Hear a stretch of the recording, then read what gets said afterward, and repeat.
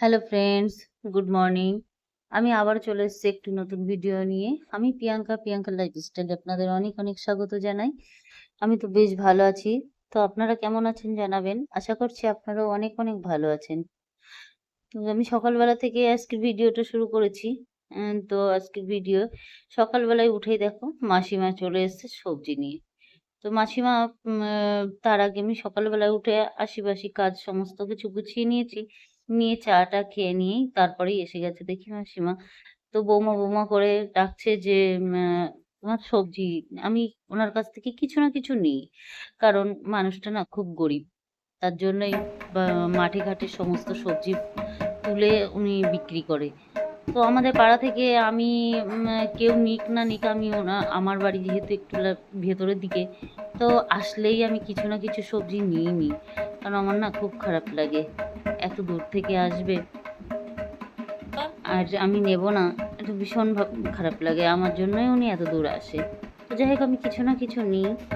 আর এখানে যেহেতু বাজার আমাদের খুব কাছে, ওইজন্য কেউ উনার কাছ থেকে সবজি নিতে চায় না। জানে একটু দামটা বেশিই বলে। তো আমার কাছে কথা হচ্ছে গরিব মানুষ উনি তো আর ভিক্ষা করে কিংবা অন্য কিছু করে খাচ্ছে না। যাই হোক সবজি বিক্রি করে যদি ২ টো পয়সা উনি ইনকাম করতে পারে তো অতি উত্তম কথা। তাতে ক্ষতি কোথায় দিতে? তো কত পয়সাই তো কত দিকে যায়। ৳২ সবজি নয় বেশি দিয়ে যদি উনি কিনে যদি পরের দিন উনি খেতে পারে আর উনার হাসব্যান্ডটা যেহেতু অসুস্থ প্যারালাইসিস হয়ে পড়ে আছে। তো আমার এই সমস্ত শুনে ভীষণ খারাপ লাগে।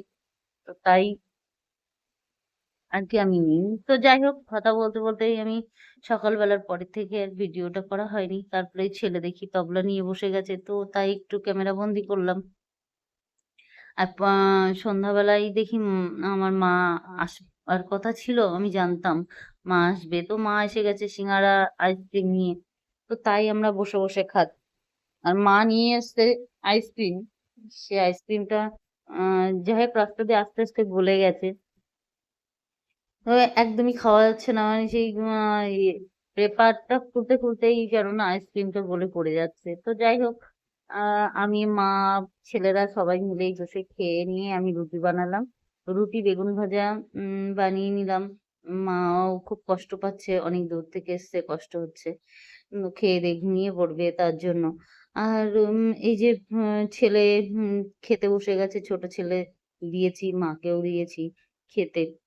আর পরের দিন সকালবেলার আজকের এই ভিডিওটা তার পরের দিনের আবার আ এই ভিডিওটা মা এসেছিল তেঁতুলিয়ার হাটে আরকি শাড়ি নিতে। তো আমি আর মা বেরিয়ে গেছি শাড়ি কেনার উদ্দেশ্যে। তারপরে তার আগে সকালবেলায় ঘুম থেকে উঠেই আমি সমস্ত কাজ গুছিয়ে নিয়েছি। যেহেতু তেঁতুলিয়ার হাটে যাবো, সমস্ত কাজ আর ছেলেটাদের মর্নিং স্কুল আছে, ওদেরকে স্কুলে পাঠিয়ে দিয়েই আমি আবার সমস্ত কাজ গুছিয়ে নিয়েই বেরিয়ে পড়েছি। আর হাসছি কেন জানো তো? মাকে বলেছি ভিডিও করতে। তো মা কিছুতেই ধরতেই পারছে না ক্যামেরা ঠিকঠাক করে। তাই নিয়ে ভীষণ হাসি পাচ্ছিল। তো যাই হোক হাসতে হাসির মুখটা নিয়েই বেরিয়ে গেছি।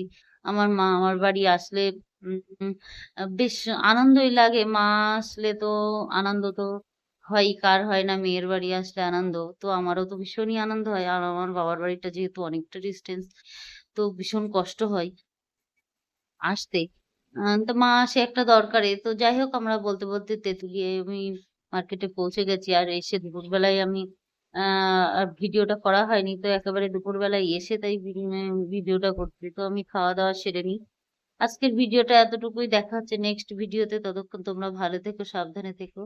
আর আমার ব্লগটা কেমন লেগেছে অবশ্যই জানাবে কমেন্টে, জানাতে ভুলো না। আর যদি ভিডিওটা ভালো লেগে থাকে লাইক, কমেন্ট, শেয়ার করে দিও তোমার বন্ধুদের কাছে। দেখা হচ্ছে নেক্সট ভিডিওতে।